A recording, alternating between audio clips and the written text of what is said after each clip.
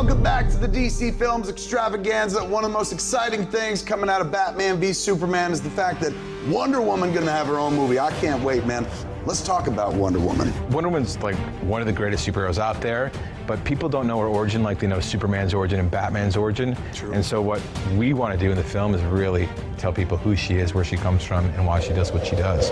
And we've never seen it on film before. She comes from a Greek mythology. She was born on this island of Amazons called Themyscira. We're gonna see her coming of age, the entire history, what's her mission. And these Amazons were once created to protect man's world, but they've since abandoned it. And Diana is asking constantly, why don't we go do what we were created to do and protect man? And they say because they're not worth it. And this takes her on a journey into our world. Telling a story like this now is pivotal and important. The story of a very powerful woman.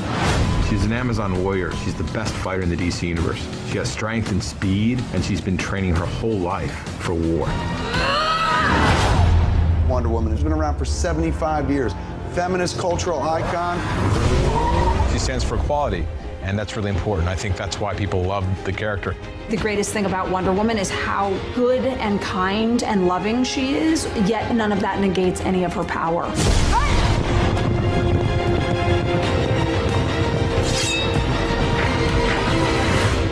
Come on, man. Wonder Woman on horseback. Dude, take my money. Take all my money. Take my kids' tuition money for school. That looks fantastic, dude. We've seen Wonder Woman. We've seen Batman. We've seen Superman. We know there's a Justice League movie coming, so it ain't gonna just be those three. Who else is gonna be in the Justice League movie? With Justice League, you've really started to lay a foundation for a pretty expansive world when it comes to superheroes. Well, first we got Aquaman. His name is Arthur Curry. He's the son of a lighthouse keeper and the Queen of Atlantis. And he starts to develop these powers. He can breathe underwater. He can communicate with sea life. He's very strong. He's the only one that's both. He's human and he's a god. I want to see him struggle with the fact that he has these powers and doesn't know how to handle them. He hasn't been trained.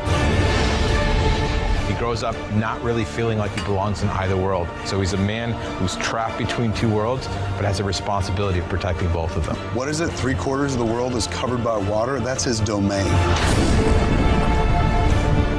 One of the last mysteries left in this world is what's below. Absolutely. And so what else is down there?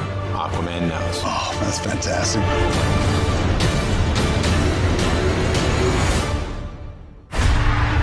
We got The Flash. The Flash has been awesome on television. They're crushing it with It's the Flash been great. TV show. This is another Flash, a version in the Justice League universe, the cinematic version of the Flash.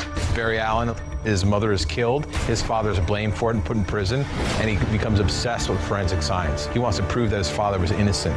And one night, working on his mother's case, a bolt of lightning hits him and he gains super speed. He's been struck by the lightning. That's the mythos. But he's a human. He can run through walls, he can run across water, he can run so fast that he can move into another plane of frequency where there's another reality. The thing about the Flash is that the past isn't just something he thinks about, it's an actual place he can visit. The Flash has all of time, past and present. Space-time continuum. How awesome is that?